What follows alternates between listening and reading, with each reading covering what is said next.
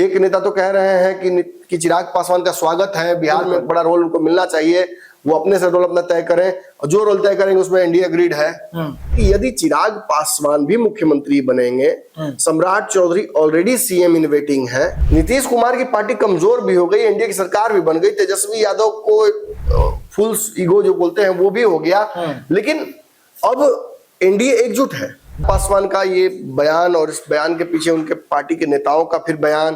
नोरमा group, जो सोचता है वो करता है, आपके अपने सपनों का आशियाना।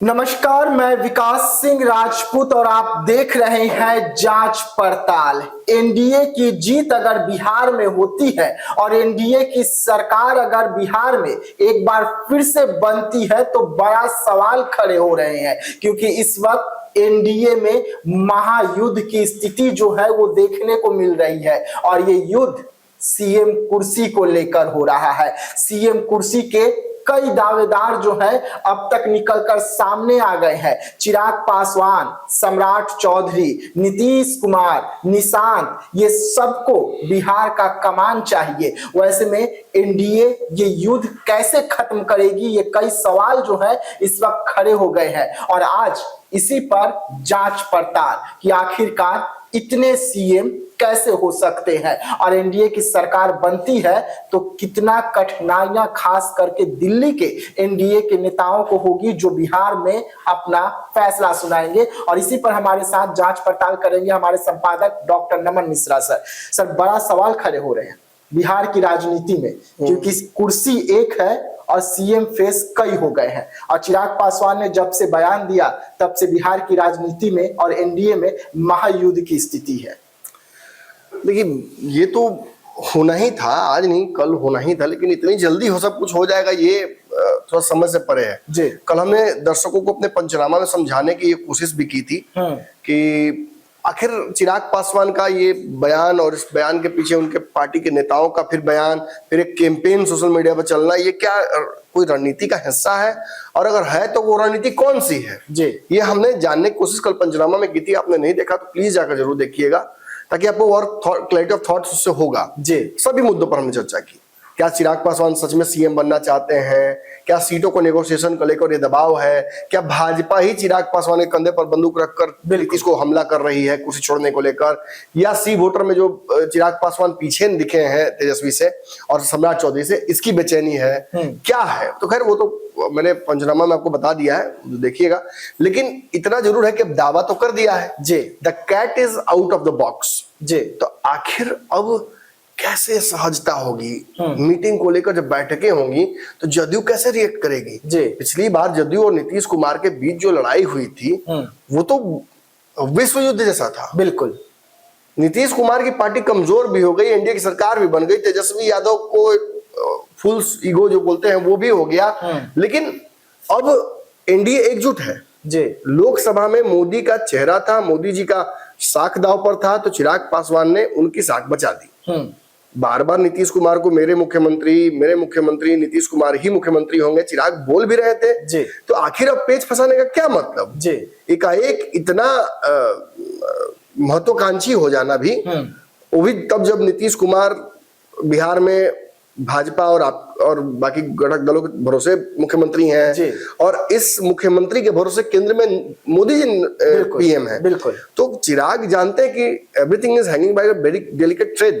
अगर उसको तोड़ने की कोशिश, चिराग खींचने की कोशिश करेंगे तो यहां पर जरूर खींचेंगे, लेकिन हरकत होगी दिल्ली में जी। तो क्या चिराग पासवान अफोर्ड कर सकते इतना बड़ा रिस्क? देखिए, यही पे कहीं ना कहीं मुझे लगता है कि चिराग ऐसा गलती नहीं करेंगे और अगर वो नहीं करेंगे तो फिर इसके पीछे मोटिव क्या है और ये बयान क्यों है? तो फिर मोटिव क्या है ये क्वेश्चन है। बोले क्या भाजपा ही कैलकुलेटेड रिस्क लेवा रही है चिराग पासवान से? खैर इससे मैं नहीं बताऊंगा, अब आप पंचनामा देखिए। लेकिन इसमें हम ये चर्चा करना चाहते हैं कि यदि चिराग पासवान भी मुख्यमंत्री बनेंगे, Samrat Chaudhary already CM in waiting है जी।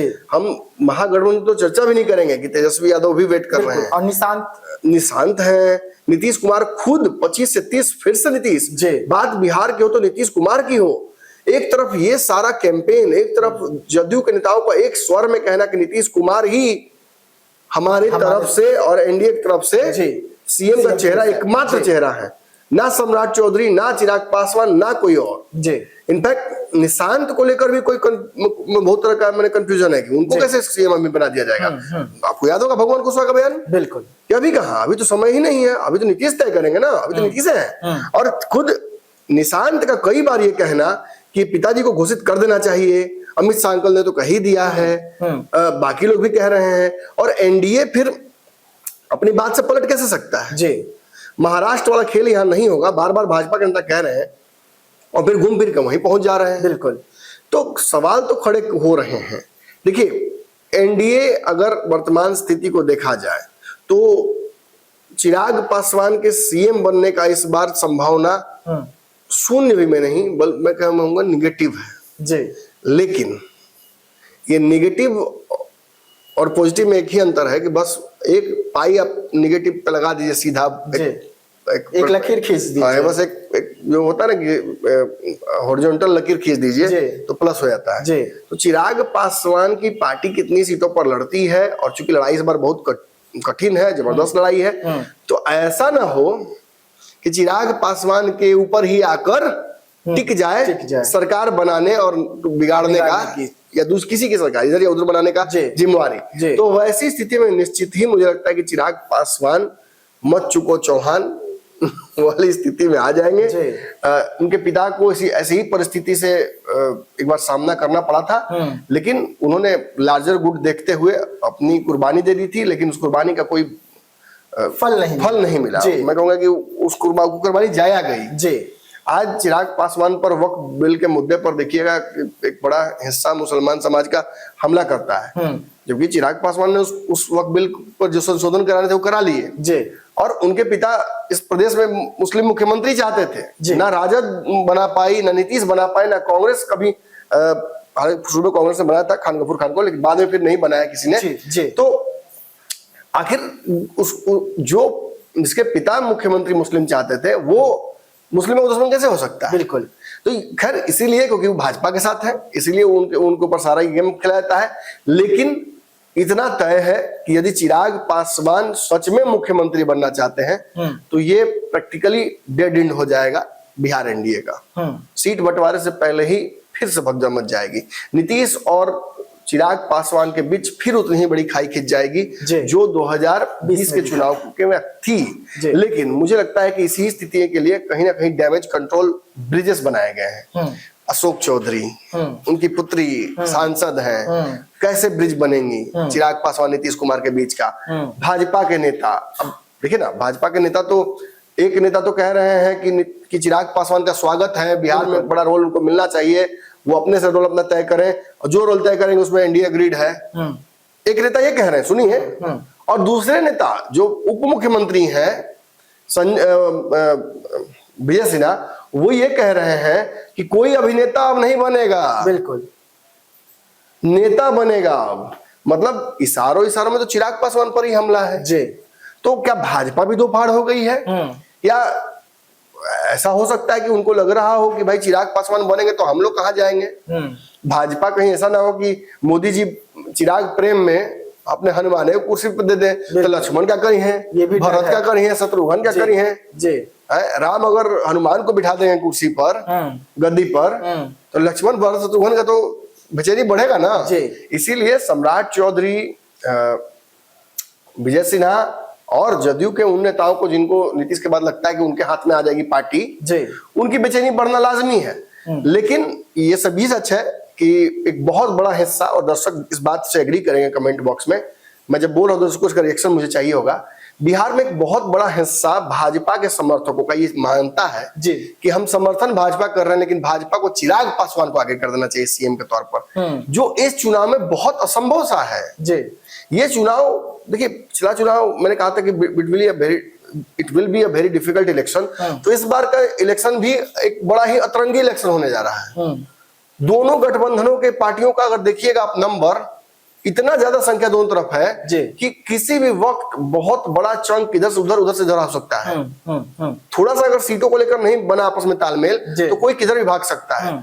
तो चिराग पासवान का मुख्यमंत्री बनना उतना ही असंभव इस वक्त है और मुझे लगता है ये बात वो समझ भी रहे हैं कि जितना अभी निशांत का मुख्यमंत्री बन जाना रातों रात, भाजपा नीतीश कुमार को जब छोड़ेगी, नीतीश कुमार से जब पार पाने की कोशिश करेगी, तो वो दूसरा नीतीश कुमार जल्दी नहीं बनाएगी। बिल्कुल, चिराग पासवान दूसरे नीतीश कुमार हो जाएंगे भाजपा के लिए।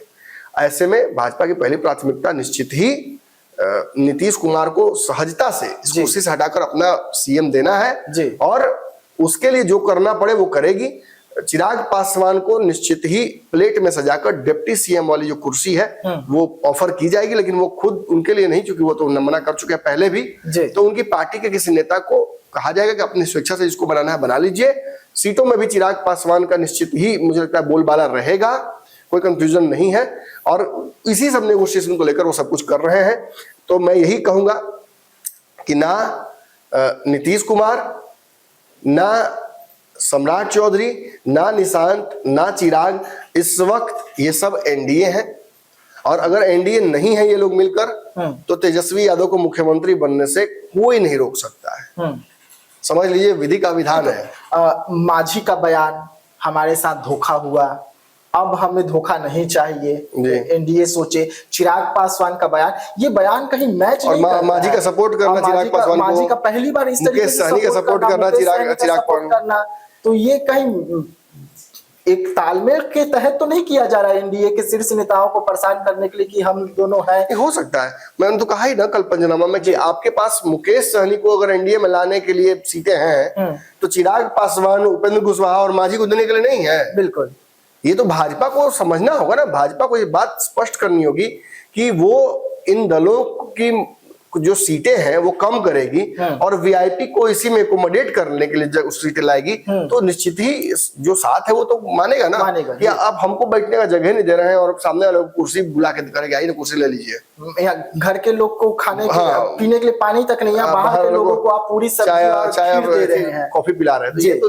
नाराजगी होगी ना। और इसी आसपास में मुझे लगता है कहीं ना कहीं ये सब कुछ हो रहा है। एग्जैक्टली देखिए, कई वर्जन है इसके, जो चिराग पासवान एकाएक मांगने लगे, इसके कई वर्जन है, पंचनामा में डिस्कस भी जैसे बताया विस्तार से, लेकिन अभी हम ये समीकरण जानने की कोशिश कर रहे हैं कि यदि चिराग पासवान सच में सीएम बनते हैं तो बिहार के एनडीए का समीकरण क्या होगा। देखिए, इम्पॉसिबल हो जाएगा, नहीं रह पाएगा एनडीए, असंभव है। नीतीश नहीं स्वीकारेंगे चिराग पासवान को सीएम।